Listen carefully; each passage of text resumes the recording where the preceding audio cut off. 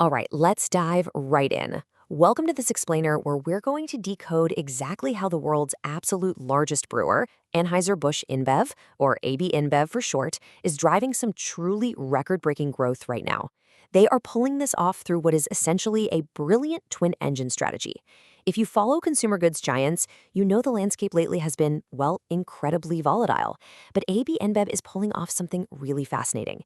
They are fundamentally restructuring their profitability, all while systematically paying down a massive mountain of legacy debt. So today, we're going to look straight at the data from their Q1 2026 earnings reports, S&P Global ratings, and their strategic updates to figure out exactly how they're making this happen. Here is our quick roadmap for today's breakdown. We're going to hit a giant's financial momentum, their premium brand's growth engine, the B's digital platform, how they're crushing that debt pile, their strategy for returning value to shareholders, and finally, their future outlook and strengths. So let's start with section 1, a giant's financial momentum. Just to set the stage here and give some context, we are talking about a global beverage titan. This is a company managing over 400 beer brands. We're talking household names like Budweiser, Stella Artois, and Corona. They have a footprint spanning over 50 countries and a staggering workforce of around 137,000 colleagues worldwide. When a company of this sheer size pivots, trust me, the global markets feel it.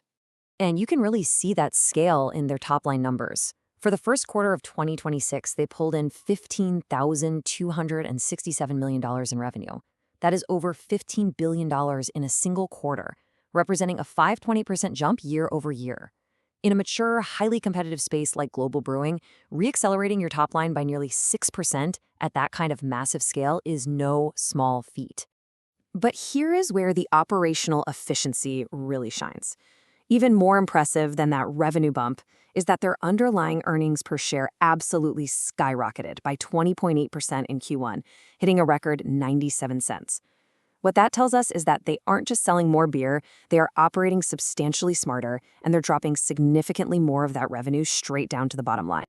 That brings us to section 2, growth engine, premium brands.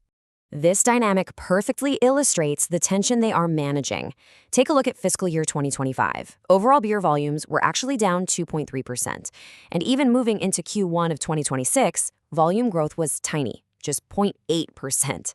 Yet revenue growth was up 2% in 2025 and surged at 5.8% in Q1 2026. So you might be wondering, how exactly do you make more money when you're essentially selling the exact same or even fewer total number of beers? Simple. You make more pure profit on every single beer you sell. And that revenue expansion is driven directly by their premiumization strategy. Basically, consumers are trading up. ABI is focusing heavily on pushing higher margin mega brands. For example, Corona just saw a massive 16% growth outside its home market. Plus, they're actively capturing evolving consumer tastes with their beyond beer categories. Think ready-to-drink beverages and hard seltzers. That segment shot up 37% in revenue in Q1 alone. Even their zero-alcohol beer variants jumped 27%. They are successfully charging a premium for innovation, and consumers are paying it. Moving on to section 3, digital transformation and the B's platform. Enter B's. This is their proprietary B2B digital ecosystem, and it is a real game changer. It's effectively transforming this legacy 600-year-old brewer into a modern, hyper-data-driven consumer goods powerhouse. Instead of relying solely on sending sales reps out in trucks to every local bar and corner store, retailers can now manage their own inventory, order those premium products, and discover entirely new brands directly through the B's app. The really crucial takeaway here is this absolutely staggering metric. By Q1 of 2026, 72% of their revenues were captured directly through these digital platforms. Just think about that adoption rate for a second. Nearly 3/4 of their massive global revenue is now flowing through a highly efficient, data-rich digital pipeline that drastically lowers their cost of sales and lets them spot consumer shifts incredibly early. To ground that in some hard reality, the overall B's gross merchandise value hit $14.6 billion in the first quarter alone. That's up 15% year over year. What's wild is that the platform also allows third-party products to be sold on it, effectively turning ABI's historical distribution network into a monetizable asset in its own right. This digital shift isn't just a tech upgrade, it's undeniably a massive growth engine. Let's move to section 4, crushing the debt pile. Now, about that debt. They've systematically been paying it down with some serious financial discipline. Back in 2022, debt was sitting at over $72 billion. By 2024, they had chopped that net debt down to $62.4 billion. Fast forward to the end of 2025, their net debt to EBITDA ratio dropped to 2.87 times. Now, they are aiming firmly for a 2.0x optimal leverage target, getting way ahead of maturities with strategic bond repurchases. So how are they managing to pay down all this debt without completely strangling the core business? The answer is cash flow. S&P Global Ratings forecasts that ABI will generate roughly $11 billion in free operating cash flow annually. When you're generating that kind of reliable, massive cash cushion every single year, you've got the ultimate war chest needed to comfortably hit those debt targets. Which brings us nicely to Section 5, returning value to shareholders. They are carefully balancing that strict financial discipline we just talked about with actively rewarding their investors. And it's a delicate tightrope walk, right? You absolutely have to aggressively pay down the debt to keep the credit agencies happy. But at the exact same time, you have to provide a compelling yield to keep your equity shareholders happy during the transition.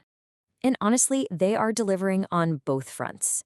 This strategy translated to a 15% dividend bump in 2025, reaching 1.15 euros per share in total, with a proposed final dividend of 1.00 euro per share. And on top of that, they're in the middle of executing a massive $6 billion share buyback program. That is a loud signal to the market. They are showing immense confidence in their own intrinsic value by buying up their own stock at this kind of scale. Let's wrap things up with Section 6, Future Outlook and Strengths. Well, the credit markets are certainly taking notice of all this. S&P Global Ratings actually recently upgraded their outlook on ABI to positive from stable. This upgrade is driven entirely by ABI's strong free cash flow generation and their relentless deleveraging momentum.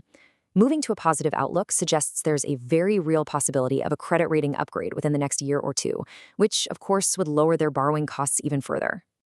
So, when you step back and look at the whole picture, backed by a dominating 27% global volume market share, that brilliant pivot to the B's digital platform, and a highly premiumized portfolio, ABI seems incredibly well positioned. They have built structural advantages that create a remarkably wide economic moat against competitors. They've proven beyond a doubt that they can generate record earnings even when overall beer volume growth is completely flat.